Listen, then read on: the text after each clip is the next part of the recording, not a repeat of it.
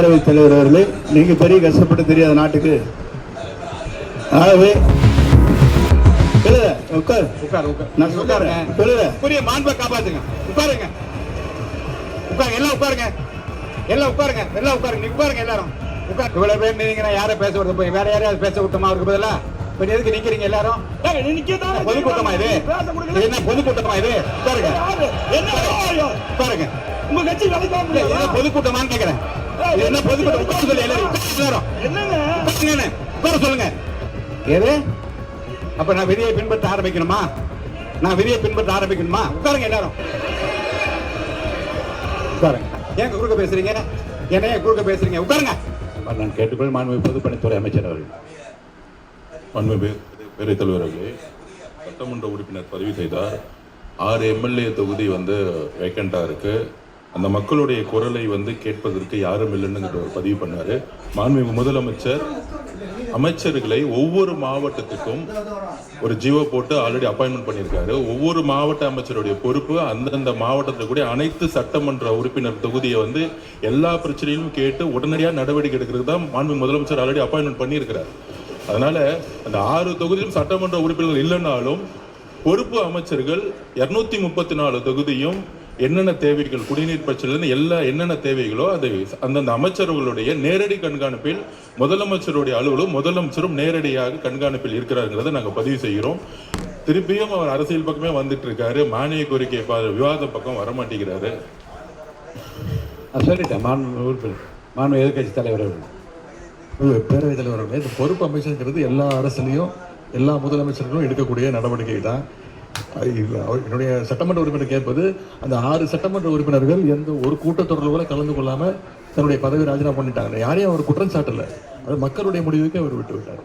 மாண்பு உறுப்பினர் மாண்பு அவை முன்னவர் அவர்கள். மாண்பு பேரவைத் தலைவர்களே, 6 சட்டமன்ற உறுப்பினர்களை பற்றி இங்கே ஆசிரியர் அவர்கள் இங்கே குறிப்பிட்டார்கள். 6 சட்டமன்ற உறுப்பினருடைய குறைகள் என்ன இருக்கிறது என்பதை எங்களை போன்ற அமைச்சர்கள் அங்கே சென்று மக்களை கூட்டி மனுக்களை பெற்று அதற்கான நடவடிக்கை மேற்கொண்டு வருகிறோம் என்பதை நடக்கிறது. நீங்க இப்போ மட்டும் தனப்பட்ட எப்படி நடந்துரு? மாண்புமிகு முன்னாள் முதலமைச்சர் எடப்பாடி கே பழனிசாமி அவர்கள். மாண்புமிகு பேரவைத் தலைவர்கள், ஒரு நாள்லாம் நடக்க முடியாது. எந்த அமைச்சர் போய் ஒரே நாளில் மக்களுடைய தொகுதி பிரச்சனை பேச முடியும்? எனக்கு ஒரு சட்டமன்ற உறுப்பினர் இருந்தால் தான் அவர்கள் அந்த தொகுதியில் போய் பார்த்து மக்களை பார்த்து மக்களுடைய பிரச்சனையை கொண்டு அரசுடைய கவனத்துக்கு கொண்டு வராங்க, அமைச்சருடைய கவனத்துக்கு கொண்டு வராங்க. பொறுப்பு அமைச்சர் என்பது ஒரு நாள் போவார், கொடுக்குற மனுவை தான் வாங்கி பரிசீலிக்க முடிய. அந்த பொறுப்பு அமைச்சர் அந்த தொகுதியில் இருக்கின்ற மக்களுடைய பிரச்சனை முழுவதும் அறிந்து கொள்ள முடியாது என்ற அடிப்படையில் தான் அந்த சட்டமன்ற உறுப்பினர் தேவை. அவை முன்னவர். மாண்பு பேரவைத் தலைவர்களே, விரைவாக தேர்தல் நடத்த வேண்டுமா எங்களுடைய ஆர்வம். அதிலே மாற்று கருத்து கிடையாது. அதிலே நாங்கள் வெற்றி பெறுவோம், அதிலேயும் மாற்று கருத்து கிடையாது. அத்தனை பேரும் வெற்றி பெறுவார்கள். மாண்பு எடப்பாடி கே பழனிசாமி அவர்கள். மாண்பு இது விவாதம் வேற மாதிரி போகுது, திசை மாதிரி போகுது. நான் சொன்னேன் வழக்கு இருக்கு. நான் தான் சொன்னேன் வழக்கு இல்லை. நான் சொல்லிட்டேன் வழக்கு என்னது? பேரவைத் தலைவர் அவர்களே, வெற்றி பெற்ற பிறகு தங்களை சந்தித்து ஒரு மனு கொடுக்கின்றார். அந்த நிகழ்ச்சியிலே ஒரு சட்டமன்ற உறுப்பினர் பங்கு பெறுகிறார். அந்த சட்டமன்ற உறுப்பினர் அடுத்த நாள் ராஜினாமா பண்ண உடனே முதல் மாடியில் போய் ஒரு வழக்கு மன்றத்தில் இருக்கிறது. இல்லை, இதை பற்றி இந்த விவரங்கள்லாம் வழக்கில் இருக்கிறது. இது நீங்க சொல்ற இந்த விவரம் வழக்கில் இதை பற்றி பேச அனுமதி இல்லை. அவைக்குழு நீக்குகிறேன். நீங்க சொல்ல ஒரு கருத்து இல்ல இல்ல இல்ல இல்ல இல்ல அப்படி இல்ல. நீங்க வழக்கு இல்லைங்க, வழக்கில் இந்த பிரச்சனை நீங்க சொல்லியிருக்கீங்க. இந்த வழக்கில் இந்த பிரச்சனை குறித்து இருக்கு இல்ல. நீங்க இல்ல இல்ல அதெல்லாம் பாருங்க இல்ல இல்ல இல்ல இல்ல உணர்ச்சி வசப்படா இல்லைங்க. இல்ல உணர்வு இல்லைங்க. இல்ல உணர்ச்சி வசப்படாது. நிதானமா பேசுங்க. உங்க கருத்தை நிதானமா சொல்லுங்க. வழக்கு மன்றத்தில் இருக்கிறது. இந்த வழக்கு சம்பந்தமான விவரங்கள் வழக்கு சம்பந்தமான விவரங்கள் அதில் இருக்கிறது. இருங்க. வழக்கு முடிந்தவுடன் தேர்தல் கமிஷன் எப்போது தேர்தல் மாண்பு அவை முன்னவர் மாண்பு பேரவைத் தலைவர் அவர்களே, மாண்பு பேரவைத் தலைவர் அவர்களே, இருங்க. மாண்பு பேரவைத் தலைவர் அவர்களே, குதிரை பேரம் என்றெல்லாம் பேசினார்கள். அருணுக்கு இருங்க நான் சொல்லி முடிக்க வரைக்கும் இருக்காங்க சொல்லி முடிக்க வரைக்கும் இருங்க. மாணவர் உறுப்பினர் பேசுறேன். மாணவர் அவை முன்னவர் உட்காருங்க. மாணவர் நான் சொல்லிடுறேன்.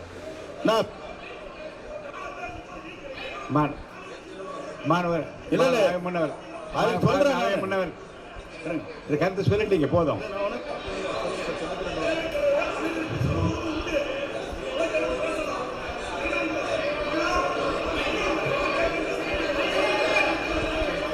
உட்காருங்க நான் சொல்ல உட்காரு.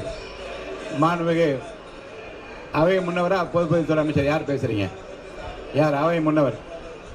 அவை முன்னவர் கொடுங்க. உட்காருங்க நான் சொல்லிடுறேன்.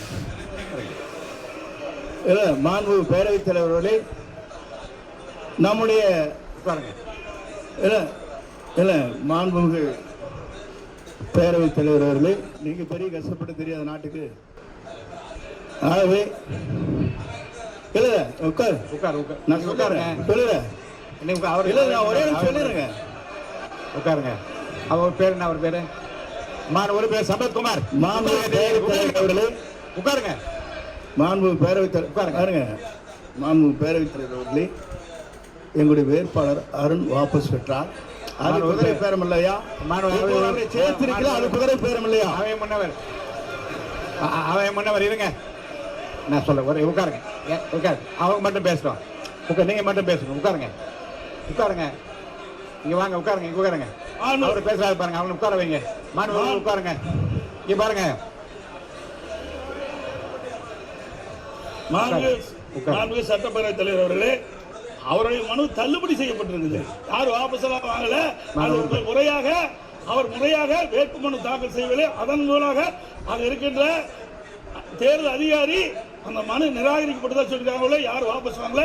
அது குறிப்பா சொன்னா அப்போ வேட்புமனு பரிசீலிக்கும் போது திராவிட முன்னேற்றங்களுக்கும் அதிமுக வேட்பாளருக்கு தான் அங்க எங்களுடைய எனக்கும் என எதிர்த்து போட்டியிட்ட திராவிட முன்னேற்ற வேட்பாளர் பிரச்சனை ஏற்பட்டு இருந்தது.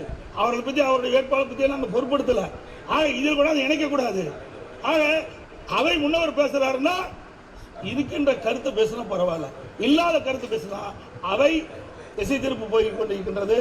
ஆகவே அது இந்த நேரத்தில் சொல்வதெல்லாம் ஒரு கட்சியிலிருந்து தேர்ந்தெடுக்கப்பட்டவர்கள் எங்களோடு இருந்துகிட்டு இருக்கிறாங்க. திடீரென்று எப்படி வேறு கட்சிக்கு மாறுவாங்க? நான் எந்த கட்சியும் குறிப்பிடல. எப்படி போய் கட்சியில் சேருவாங்க? ராஜினாமா பண்றாங்க. சட்டப்பேரவை தலைவர்கிட்ட ராஜினாமா கடிதம் கொடுக்குறாங்க. ராஜினாமா பரிசீலிக்கிறீங்க. அடுத்த முதல் மாடியில போய் இந்த விருதுக்கு போகக்கூடாதுன்னு சொல்லிட்டேன். ஏன்னா அந்த வழக்காடு மன்றத்தில் இருக்கு நீங்க நடக்கிறது. இங்க பேச கோர்ட்டையும் பேச முடியாது. இல்ல ரெண்டு இடத்துல எப்படி பேச இந்த விதிப்படி நீதி விசாரணையில் இருக்கும் எந்த பொருள் குறித்தும் தம் கருத்தை சொல்லவோ அப்பொருள் குறித்து பேசவோ கூடாதுன்னு அனுமதி இல்லை. இருங்க, நீங்க கோர்ட்ல கேஸ் இல்லைன்னா என்ன வேணாலும் நான் பேச அனுமதிக்கிறேன். வழக்குல இதெல்லாம் சொல்லியிருக்கீங்க. கீழே என்ன இதுக்குள்ள விவரத்துக்குள்ள நான் போக அனுமதி இல்லை. இல்லைங்க எந்த கட்சி இல்லை பேரு சொல்ல கட்சி விவரம் என்னன்னு சொல்றீங்களா? வழக்காடு மன்றத்தில் இருக்கிற பிரச்சனையில் இருக்கிற விவரத்தை சொன்ன பிறகு அப்புறம் எந்த கட்சி அந்த கட்சி என்றால கோர்ட்ல இல்ல. இப்ப நீங்க சொல்ல வந்த கருத்து ஒரு கட்சியில் வெற்றி இல்ல நான் அவர்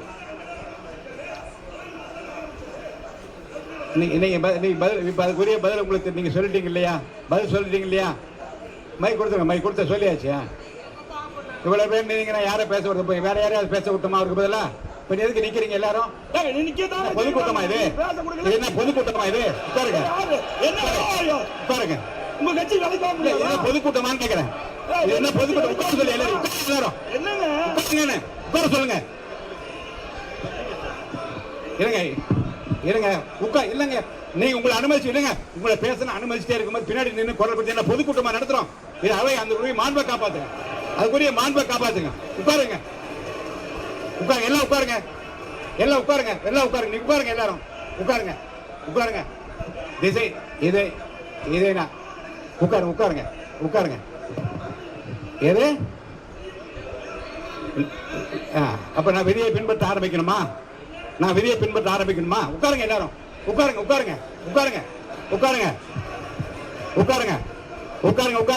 பாருங்க, மாண்பு உறுப்பினர் முன்னாள் முதலமைச்சர்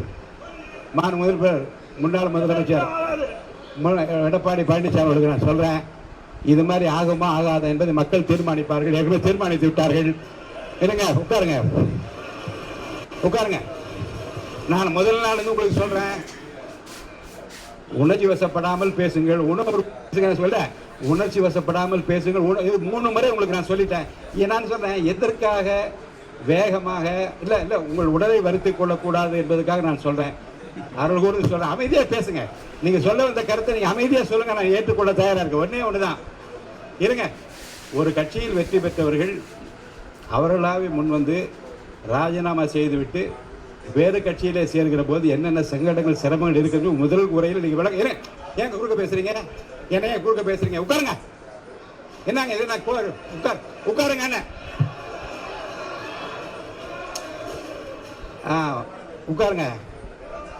ஓகே, உட்காருங்க. தெரியும், உட்காருங்க. தெரியுங்க, உட்காருங்க. எல்லாரையும் தெரியும், உட்காருங்க. இருங்க. இருங்க. ஒரு கட்சி தலைமைக்குரிய உள்ள உணர்வினை முதல் உரையில் நீ குறிப்பிடுகிற போது எவ்வளவு பேர் உழைச்சாங்க, 6000 பேர் வேலை செஞ்சாங்க, இவ்வளவு பேர் உழைப்பில் தான் ஜெயிச்சாங்க என்று உங்களுடைய உள்ள உணர்வுகளை எல்லாம் நீங்கள் நல்லா பதிவு செஞ்சீங்க. பதிவில் இருக்கு, நான் ஃபுல்லாக படித்து பார்த்தேன். ஒரு கட்சியினுடைய தலைமையிலிருந்து ஒரு விலகி போகிற போது ஒரு கட்சி தலைமைக்கு ஏற்படுகிற இழப்பு குறித்தும் வருத்தம் குறித்தும் நிறைய பேசியிருக்கீங்க. அதெல்லாம் குறிப்பில் இருக்கிறது. இப்போது இந்த பிரச்சனையில் உறுப்பினர் ஆஸ்டின் பேசிய பிறகு தேவையில்லாத விவாதங்கள் வளர்ந்து கொண்டிருக்கிறது. சொல்லி முடிச்சார். அவை முன்னவர் சொல்லுங்க. அது அவை முன்னவர் சொல்லி நான் தானே சொல்றேங்க. அவை முன்னவர் தவிர்த்திருக்கலாம். இருங்க. அவை முன்னவர் தவிர்த்திருக்கலாம். கொஞ்சம் இருங்க. வழக்கு மன்றத்தில் இருக்கிற எந்த பிரச்சனை குறித்தும் மேற்கொண்டு அதிலே விவாதங்களை வளர்த்துக் கொள்ளாமல் இந்த பிரச்சனை இத்துடன் நான் முடித்து விடுகின்றேன்.